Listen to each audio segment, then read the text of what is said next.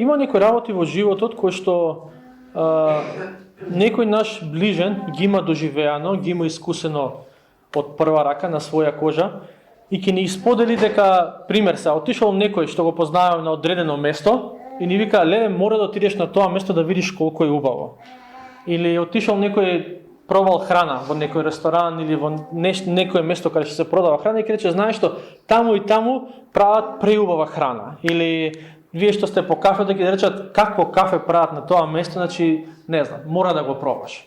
И кога ќе ти дојде некој ќе ти каже нешто, бев таму, видов нешто што може да го што треба да го видиш, или бев таму и пробав нешто што и ти дефинитивно мора да го пробаш, ние слушаме, ја примаме таа информација и ние имаме на некој начин со тоа место искуство или со тоа нешто искуство од втора рака. Некој што го познаваме, отишол, пробал, видел и сега нас ни споделува колку е тоа добро. И на нас останува дали ќе речеме да, ти верувам, дека е тоа така, дека е тоа добро, и ќе се останеме таму каде што сме, или па ќе речеме, знаеш што, мора да го пробам јас ова. Штом толку мојот пријател и мојата пријателка, штом толку го фали тој кафич и тоа кафе, јас мора да отидам да видам што е тоа толку добро. Или штом има некој паркче во Скопје, некој место, некоја ширинка која што е навистина интересна и убава да се види и можеш да уживаш во неа, јас мора да отидам и да ја видам. Се додека не отидеме да пробаме, се додека не отидеме да видиме, ние всушност во одредена смисла имаме со тоа нешто или со тоа место имаме искуство од втора рака. Кога ќе отидеме да го пробаме, кога ќе отидеме да видиме, ние веќе имаме искуство од прва рака. Сега, факт е дека во животот не можеме се да искусиме од прва рака. И некој пат не е добро се да искусиш од прва рака. Некој ќе ти рече, мора да ја пробаш оваа супстанца, знаеш колку те прави да се чувствуваш убаво. Не е поентата да ја пробаш и да видиш колку е убаво или не, туку да бидеме мудри во однос на тоа. Ако е нешто стварно навистина од Бог дадено и ако нешто убаво, се додека не го пробаме самите ние не знаеме како е. Не можеме да согледаме вредноста на тоа место, на тоа кафе, на таа храна, што и да е. На некоја земја, некој да рече, отидов во таа и таа земја, многу убаво, еден ден треба да си ја посетиш. Отидов во тој град, многу убав, треба да го посетиш. Додека не отидам да го посетам, јас имам искуство од втора рака. Ама, кога ќе отидам и да видам, кога ќе отидам, кога ќе се уверам, веќе јас сум го доживел ова од прва рака. И јас сваќам неговата убавина, јас сваќам неговата, добрина, сваќам удобноста која што го дава тоа нешто или тоа место. И денеска сакам да зборуваме за искусување на нешто од прва рака, ама не на било што, туку искусување на Бог од прва рака. Ние кога ќе земеме денеска да читаме Библијата, тоа го правиме за време на богослужбата. Верувам и се надевам тоа го правите дома, кога сте сами или кога сте со семејството, дека ја земате и отварате да читате Библијата. Ама додека ние читаме Библијата, тоа што ние всушност го правиме е на некој начин дознаваме што Бог правил во животот на други луѓе и на некој начин е искусување на Бог, ако може условно ќе кажам, од втора рака. Пример, ќе земеме, ќе размислувавме за пророкот Илија, така. И што се Бог направи во неговиот живот, што се Бог направи преку неговиот живот и така натаму. Ние всушност го дознаваме за Бог многу нешто од животот на пророкот Илија, ама ги дознаваме на некој начин од втора рака, бидејќи не сме ги искусиле самите ние. Ги искусил некој друг, тоа е запишано и ние денеска го читаме и си викаме слава ти Господе што си правил преку животот на тој човек. Ама Светото писмо не ни е дадено за да го доживуваме само на втора рака. За Бог да го доживуваме втора рака.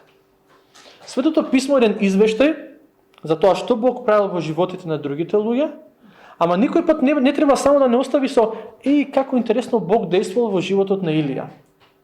Или во животот на Давид, во животот на апостолите, пророците и така натаму.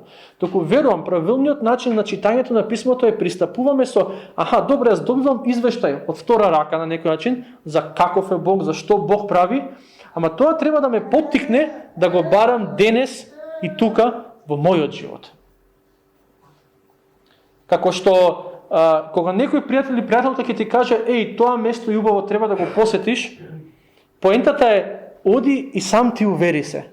Оди и сам ти пробај го тоа. Немој само да ти остане на искуство од втора рака, за тоа што некој ти кажувал.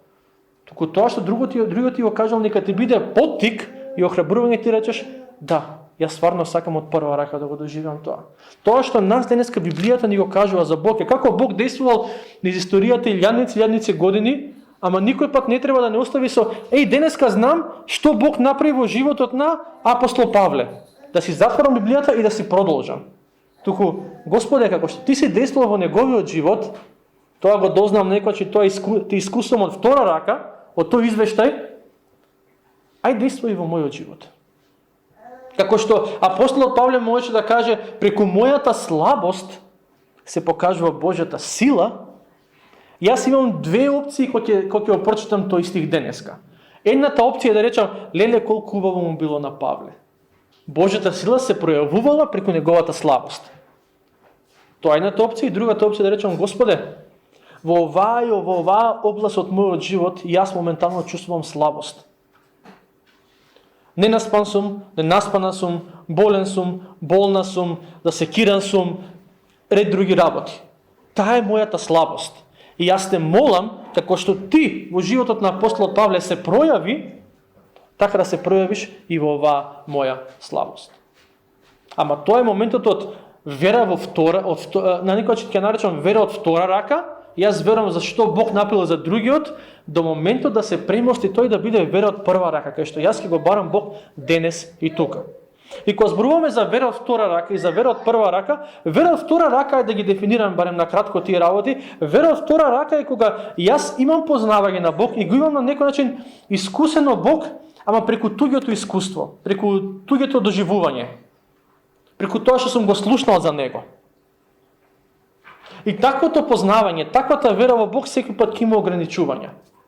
Бидејќи секој пат се заставува на тоа што некој друг го има доживеано, на тоа што некој друг го има искусено. Верувам дека она што Бог сака да го направи во нашите животи е да дојдеме до точка на вера од прва рака, каде што поттикнати од тоа што го слушаме, поттикнати од тоа што го читаме, да речеме, Господи, јас сакам. И јас сакам да действуваш во мојот живот. Тоа е вера од прва рака. Тоа што сум го слушнал како сведоштво ми е само поттик да го барам Бог денеска. И во Светото писмо имаме неколку луѓе. Денеска ќе спомнам само еден поединец на група на луѓе кои што го премостија тој јас помеѓу верата од втора рака и вера од прва рака. Еден од нив е Јаков. Јаков во Стариот Завет, во 32 глава, 10 стих, патем кажа неколку работи во однос на Јаков пред да почнеме да читаме. Јаков, еден од Јаков е сушност таткото на 12 племиња, израелски племиња. Јаков е човек, еден од неколкуте луѓе на кои што во Библијата Бог им ги менува имињата. Сеќавате, татко му го крсти, му даде име Јаков и после години и години Бог го нарече Израел. Денешната држава, народ Израел се нарекува така поради името на еден човек. Јаков беше човек кој што се роди. Неговиот татко беше Исак, а неговиот дедо беше Аврам. Со други зборови, Јаков се роди во дом во кој што и татко му и дедо му има долги години искуство со Господ. И тоа е една од најубавите работи што може да му се случи на едно дете. Да се роди или да расте во дом во кој што неговите родители имаат искуство, имаат долгогодишно искуство со Господ. И јас, кога размислував сега за овој момент, си викам, си дозволив малце да ми лета паметот да замислам како би изгледала таа ситуација. По тоа време немало куќи, имало шатори, така. Замислете ситуација, во шатор седи Авраам, 150 годишен човек, отприлика 150 години. Човек кој што има разговарано со Господ, кој што го има слушнато Божјиот глас. Човек кој што ги има слушнато Божите ветувања, кој што ги има видено со своји очи Божите чуда, Божите дела. Седи Авраам на едно столче. На друго столче седи Исак. 50 години и он има. И тој исто така човек кој што разговарал со Бог, кој што ги има видено Божите чуда, Божите дела, и тука се Јаков и неговиот брат Исав. И замислете како овие двајца возрастни луѓе им кажуваат на овие деца за Господ. Тоа што нашите учителки секоја недела го прават доле со децата. Личности кои што го искусиле Бог и викат, чекајте да ви кажеме. Ама замислете да го имате Авраам како дедо и Исак како татко.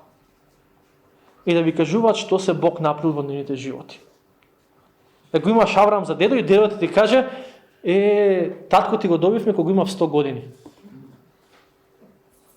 Мајка ти беше неродка, ама Господ направи чудо и го добивме кога имав 100 години. Да ти каже, татко ти, знаеш што? И вашата мајка беше неродка, ама му се помолив на Бог и даде близнаци. Вие двајца се родивте. И ред други работи и нешта кои што Јаков и Исав ги слушале низ годините. Значи имале некое познавање за тоа кој е Бог, што направил во минатото.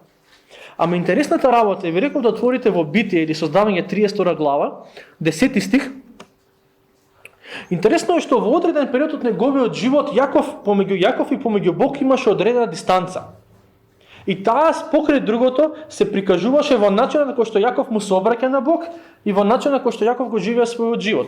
Во Битие 32 глава 10 стих пишува вака: И пак рече Јаков: Боже на таткото мој Авраам, Боже на таткото мој Исак, Господи, ти кој ми рече: врати се во земјата каде што се роден и јас ќе ти бидам добротвор.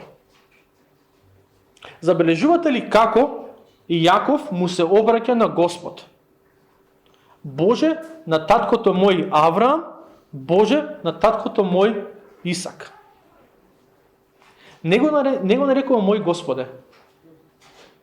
Туку ти си оној во кој што верува и дедо ми и татко ми, ти си оној кој што им се објави на дедо ми и на татко ми, ти и мене ми се објави, ама кога разговара на овој начин со Господ, има одредена дистанца помеѓу нив двајца.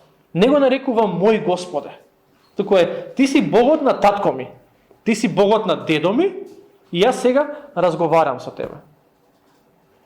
И за мене ова е во одредена смисла, да, Јаков разговараше со Господ и имаше и Бог и го благослови, ама во одреден период од неговиот живот. Јаков како да имаше вера од втора рака. За него Господ не беше оној кој што беше: Боже, ти си мој Бог. Ти си оној кој што јас го повикувам во мојот живот, ти си оној кој што јас го имам доживеано во мојот живот, туку ти си оној кој што ми се објави на дедо ми и на татко ми. И во одредена смисла тука имаме еден вид на разговор помеѓу Јаков и помеѓу Бог, ама разговара со него како Бог да е пријател на татко му и на дедо му. Него вика: ти си мојот пријател. Него вика: ти си мојот Бог. Туку ти си оној кој што им се објави на нив. И оно што е интересно е дека од прилика во поголемиот дел од неговиот живот и Јаков, барем според тоа што го читаме во Библијата, не му се обраќаше на Бог со мој Господе. Не викам дека не веруваше во него. Ама не му се обраќаше со мој Господе. Моментот кога му се обрати со мој Господе, сега ќе прочитаме тој стих, беше веќе некаде при длабоката старост. Се до тој момент, он беше: ти си Богот на татко ми и ти си Богот на дедо ми. И се додека Јаков му се обраќаше на Бог со Боже на таткото мој Авраам и Боже на таткото мој Исак, Јаков беше човек кој што се тераше по свое во животот. Ако ја знаете неговата биографија запишана во Светото писмо, ќе се сетите. Правеше мучки, правеше ујдурми, правеше финти само да се снајде во животот. Додека се снаоѓаше на свој начин, за него Бог беше: ти си Богот на татко ми, на дедо ми. Моментот кога му се препушти на Бог, некаде во длабоката старост, во Создавање пишува во 48 глава 3 стих, за прв пат ќе го видите Јаков како го вика: Боже мој, Богот мој. За прв пат. И тоа е во длабока старост, кога пред да почине веќе, едноставно сака да ги благослови синовите на Јосиф. Ама тоа е прв пат како што читаме тој да му се обраќа на Бог со Боже мој. До тогаш беше: ти си Богот на татко ми, ти си Богот на дедо ми. И оваа промена во начинот на обраќање кај Јаков не беше само промена во тоа што ја излегува од неговата уста, туку беше промена во однос на тоа како Јаков го доживува Бог. До тој момент некаде, од прилика некаде, Бог на некој начин почнува да го крши Јаков, кога Јосиф го продадува во робство. До тогаш имаше некој неволји во животот, ама знаеше како да се снајде. И некој пат, ако така си ја сваќаме верата, се од втора рака ние ќе тераме, се од далеку со Господ ќе тераме, Бог ќе знае да не стави во ситуација кај што малате само ќе не стави во тесно, за да сватиме дека или целосно му се посветуваме, или не можеме да си играме играчки со него. Кога Јаков го доживеа дека неговиот син го снема, дека го продадоа или дека уствари дека е убиен, он уствари веќе беше скршен. И тогаш малце по малце свати дека јас не можам се да контролирам во животот. Има некои работи кои што мора да му ги пропуштам на Бог. И тогаш свати дека Бог е мој Бог. И на него ќе се надевам. И тогаш веќе почна да доживува одредена блискост со Бог. Тогаш кога почна да му се предава, да ја остава контролата на својот живот во Божи раце, тогаш веќе го искуси Бог од прва рака. Претходно не можеше да му се обрати со мој Боже, бидејќи реално гледано, иако он разговараше со него и беше благословен од Бог, ама имаше на дистанца помеѓу нив. Кога му се предаде, тогаш викаше: ова е мојот Господ. И ние денес ќе речеме: ние немаме таква мака, затоа што ние и во молитвата Отче наш, и кога се молиме викаме Господе наш, Татко наш и така натаму. Ама поентата нова не е само за тоа како му се обраќаме на Господ. Туку нашето срце, нашите зборови да го следат нашето срце. Дека моето срце му е предадено на Бог и заради тоа аз може да речам: ти си мој Бог. Знаете, денеска од денешна перспектива, јас џабе ќе му кажам на Господ: ти си мој татко и ти си мој Бог и ти си мој Господ, ако нема збор во мојот живот, ако може така да кажам. Ако јас не сум му целосно предаден, ако мојот живот не му е предаден, он не е мој Бог. Ја може колку сакам дутре да го нарекувам, а тој е мој Бог, не е мој Бог. Бидејќи не е дел од мојот живот, бидејќи не е главниот во мојот живот. Јаков додека не му беше предаден животот, цело време беше туѓ Бог. Ама ако му се предаде, окей, сега сваќам. Ова е веќе искуство од прва рака. И тоа е тоа што Бог го сакаше за Јаков. Божјата волја за Јаков не беше цело живот да му се обраќа Јаков на Бог со: ја тебе те знам преку татко ми и преку дедо ми. Не, јас тебе те знам лично. Татко ми и дедо ми тоа што ми го кажа беше основа, беше поттик. Поттик да те барам лично. Не само да слушам што си правил ти. Не само да слушам што си ветил. Туку да го доживам на своја кожа. И тоа треба да биде молитвата и желбата, верувам покрај друго, на секој родител за своето дете. Секој христијанин. Така, како христијани ние ги поучуваме, нашите деца ги поучуваме на тоа што е Божјиот пат и како да се оди по Божјиот пат. И велиме, ние имаме вера, ама секој пат желбата, искрената желба на родителот е: јас не сакам он само да моево дете само да знае врз основа на тоа што јас му го кажувам. Јас сакам моево дете да го познава Господ лично, на своја кожа. Да рече, поттикнат од моите родители, јас одлучив сам да го барам. Тоа е веќе вера од прва рака. И во Новиот Завет има еден друг случај кај што нешто слично се случува. Од перспектива на некои луѓе имаат вера од втора рака и одлучуваат да го премостат тој јас помеѓу вера од втора рака и вера од прва рака и одлучуваат да се сретнат со Христос. Во Евангелието според Јован, отворете во Јован 4 глава, има еден настан во кој што Господ Исус Христос зборува со една жена, чие име не ни е познато, ама знаеме само како Самаријанката. Предпоставам некој од вас ќе се сетат на овој настан. И имате еден така релативно необичен секојдневен разговор. Исус седи кај бунарот и тука се вели, кога веќе зборуваме за Јаков, се вели дека Исус седеше, чека само да имам во кој стих, во 4 глава, 6 стих, вика, таму беше изворот на Јаков. И Исус, изморен од патот, седна покрај изворот, а беше околу 6 час. Ова се случува контекстот на овој разговор е дека Исус е во Самарија. Во место кое што, ако може да кажам, вистинските евреи во тоа време го избегнувале. Затоа што рекле, ние не сакаме да имаме ништо со Самарија, бидејќи тие се измешаа со другите народи и веќе не се иста вера како ние. Ама тие од кои што сите бегале, Исус отишол кај нив. И седи кај овој бунар и му доаѓа една жена. Не го знаеме името. Знаеме само дека е наречена Самаријанка. И разговараат, и додека разговараат, Господ Исус и кажува дека всушност и ги знае сите гревови. И од минатото, и од сегашноста. И како резултат на тој разговор, Самаријанкава ги остава водите, пошто отиде таму да црпи вода, ја остава водата, истрча во селото, им кажа на своите соселани, дојдете да видите, чекај да видиме кој е тој стих, само ќе го прочитаме. И вика вака, во 4 глава, 28 стих, вика, а жената ја остави својата стомна и отиде в град и им рече на луѓето, дојдете, видете го човекот кој ми кажа се што сум направила, да не е тој Христос, или да не е тој Месијата. И сега, иде жена кај своите соселани и вика, знаете што? Најверојатно го сретнав Месијата. Тој за кој што векови и векови наназад слушаме, тој кој што векови и векови наназад го очекуваме, мислам дека е таму кај бунарот. И сега приметете нивната реакција. И таму пише овака, само да видам 30 стивка. Тогаш тие излега од градот и тргнаа кон него. 39 стих. И мнозина самарјани од тој град поверуваа во него поради зборовите на жената која сведочеше. Ми кажа се што сум направила. Кога дојдоа пак самарјаните, кај него го замолија да остане кај нив. И тој остана таму 2 дена. И уште повеќе поверуваа заради словото негово. И пазете го овој стих од 42 стих кој што сакам да обрнеме внимание на него. Вика, а на жената и велеа. Сега веќе не веруваме само заради твоето кажување. Зашто сами чувме и знаеме дека тој е спасителот на светот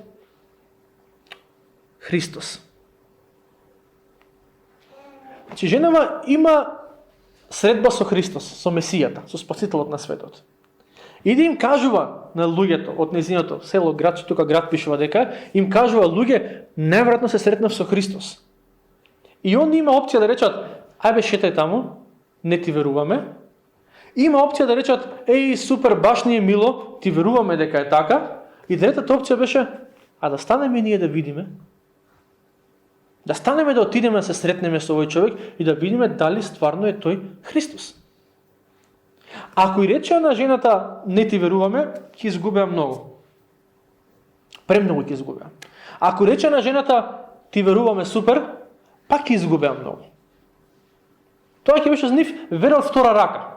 Верувам врз основа на тоа што сум го слушнал, ама не сум го доживел. Верувам врз основа на извештајот на некој друг, и тоа е во ред. Ама секој пат тој извештај, таа вера од втора рака треба да не поттикне како нив. Вика, стана, излега од градот и тргна кај него. Не се задоволуваа само со незиното сведоштво. Туку рекоа, сака ние ќе одиме и ќе видиме дали тој навистина е Месијата. И верувам дека тоа е ставот кој што ние треба да го имаме кога го читаме писмото.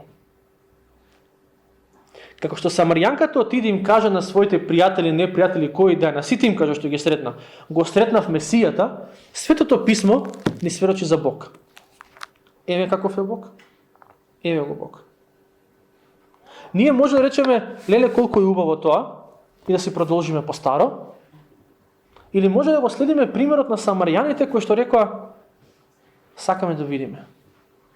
Вика, ние сами чувме и знаеме дека тој е спасителот на светот.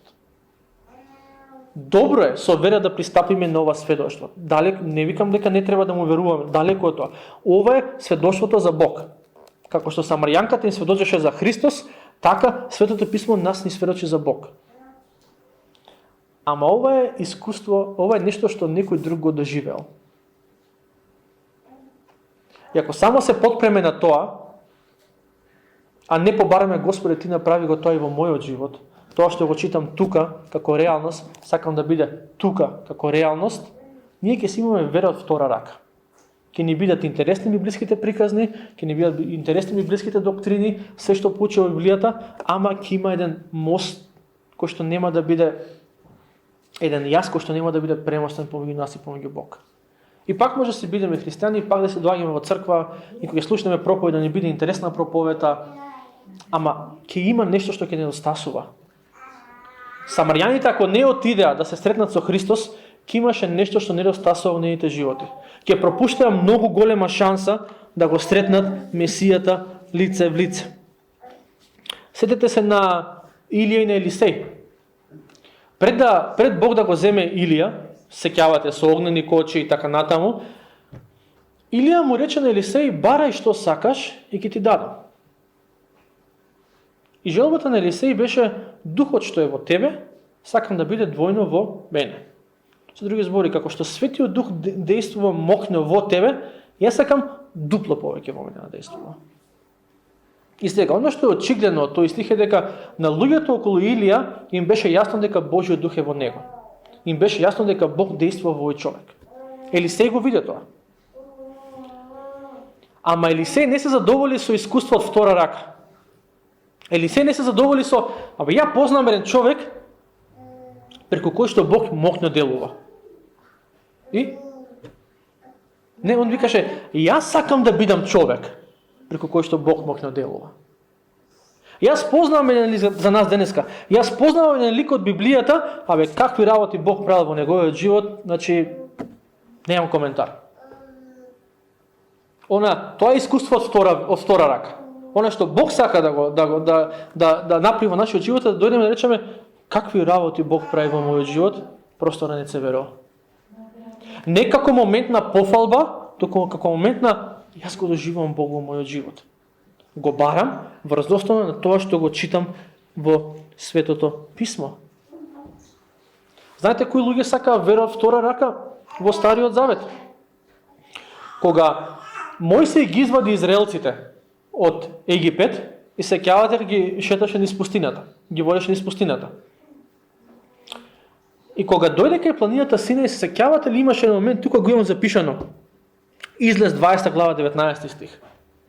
Ги носи кај планината и гледаат израелците дека со Бог нема играчки. Дека нивниот грев и неговата светост не идат заедно. Наместо да се ослободат од својот грев, за да можат да општат поблиску со Бог, израелците му викаат на Мојсе, ај ти разговарај со Бог, па нас само пренеси ни што Бог вика. С други зборови, биди ни ти посредник. Наместо, сакаме да разговараме со Бог. Сакаме таа слава да ја видиме и ние. Сакаме таа големина да видиме и ние. Овие, ние ќе се седиме такви какви што сме, бидејќи ако сакам Бог да го доживам од прва рака, ќе мора да се откажам од нешто во мојот живот. Ќе мора да тргнем на страна нешто од мојот живот. А вака, на безбедна далечина, 2 метри дистанца, ако за време на ковид, подалеко од Господ, таму си е, тука ми е, верувам во него дека постои, ама нема блиско општење со него. Кога израелците, да беа израелците малце попаметни, да го оставеа својот грев, да се сретнеа лично со Господ, верувам дека нината историја ќе беше поинаква. Немаше да биде тоа што го читаме ние сега во Библијата. Ќе беше поинакво. Ама, они сака да имаат вера од втора рака. И како ова може денеска да се пројави во нашите животи, во нашиот контекст денеска? Така што ќе се надеваме на духовниот труд и напори на другите луѓе, а нема да правиме ние духовен труд и духовни напори. Така што нема ништо лошо да побарам некој да се моли за мене. Така? Ама ако јас барам од други да се молат за мене, а јас самиот не се молам за себе, тоа е, ај ти разговарај со Бог за мене, па кажи ми после што ќе каже. Тоа е истиот став на израелците. Кога наместо да седнам дома да го проучувам само Божјото Светото Писмо, ја ќе се надам на тоа што проповедникот ќе ми го каже во недела. Пошто негова работа е да проучува, негова работа е да спрема проповеди, па да го слушаме него што има да каже. Нема ништо лошо да слушаш проповед во недела. Ама ако тоа е единствената храна која што ја добиваш во текот на неделата, имаме проблем. Бидејќи во тие услови секој пат е ај ти види што има Господ да каже, па ти мене после кажи. На некој други, ај соџвахај го ти тоа, ти сретни се со него, па јас само ќе се чекам на готово. Не е тоа Божјата волја за нашите животи. Божјата волја за нашите животи е лично да се сретнеме со него. Затоа ние не веруваме во нашите евангелско-протестантски цркви дека ти можеш за некој друг и да донесеш одлука и за крштевање, и за вера, и за било што. Туку секој лично треба да дојде и треба да го побара. И во еден од повиците, според мене, за да го искусиме Бог од прва рака, во Библијата, ама онака како директен повик е во Псалм 34. Псалм 34 е еден од оние псалми во писмото каде што псалмистот зборува за Божјата големина, за Божите дела, што Бог направил, како Бог интервенирал, кога се соочувал со стравови, Бог го избавил. Кога бил во некаква неволја, он повикал кон Бог, Бог му помогнал во таа неволја. Псалмистот зборува за тоа како оние што се надеваат на Господа дека Бог, вика, ангели праќа за да ги заштитат. И се е тоа фино, се е тоа убаво и така натаму. Некаде во првиот дел од псалмот, додека псалмистот ги опишува Божите дела, Божјата големина, знаете како за момент да застанува и во 34 глава, 8 стих, ги пишува следните зборови. Вкусете и ќе видите колку е добар Господ. Блажен е човекот кој кај него прибегнува. Зборот вкусете, еврејскиот збор вкусете, еврејскиот збор кој што се преведува како вкусете, најчесто во Библијата се користи за буквално да земеш некоја храна и да ја пробаш. Ама има моменти кај што се користи за контекст во кој што некој искусува нешто. Некој пробува нешто, не да дегустира, туку пробува нешто. Пробај да го видиш ова. И тука псалмистот нам ни вели, знаете што? Еве ќе ви кажам ја за Господ. Господ ми избави од вакви ситуации, Господ ми избави од такви ситуации, Господ вака реагираше, така реагираше во мојот живот. И за момент застанува и вика, ама знаете што? А да си пробате самите вие. Јас ви кажувам, јас ви споделувам, а мај самите вие пробајте. Се тоа што ви го кажам, вие може да го доживеете на своја кожа. Вика, Господ ми избави од сите мои стравови. И псалмистот вели, ако моментално има страв во животот, поттикнато тоа што ја ти го кажувам, пробај. Пробај, прибегни кај него, вика, блажен е човекот кој што прибегнува кај него.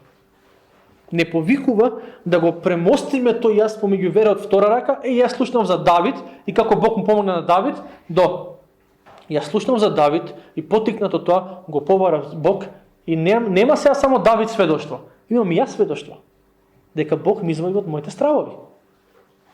А верувам дека сите ние имаме одредени стравови во однос на многу нешто во животот. Во однос на семејство, во однос на состојбата во државата, во однос на состојбата во светот, војни и така натаму. Од време на време човек ќе се замисли.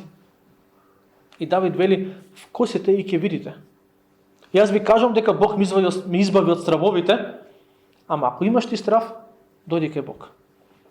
Ако имаш неволја, повикај го Бог. И знаете, кога читаме некој пат псалмите, особено ако земеме само еден псалм да читаме, псалм 34, може би ќе бидеме во искушение да помислиме дека Давид имаше лесен живот.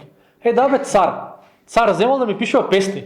Таму у палата, мирно, убаво, злато околу него, луѓе му слугуваат. Са лесно ми е ти да ми зборуваш за Господ кога си цар. Ама царот Давид немаше лесен живот. Имаше релативно тежок живот.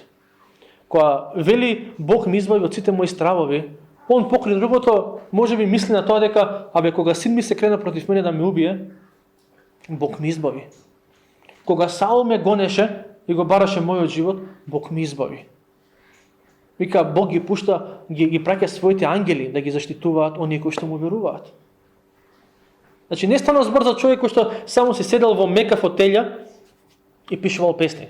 Туку човек кој што стварно го има доживеано Бог на своја кожа, неговото избавување, неговите интервенции.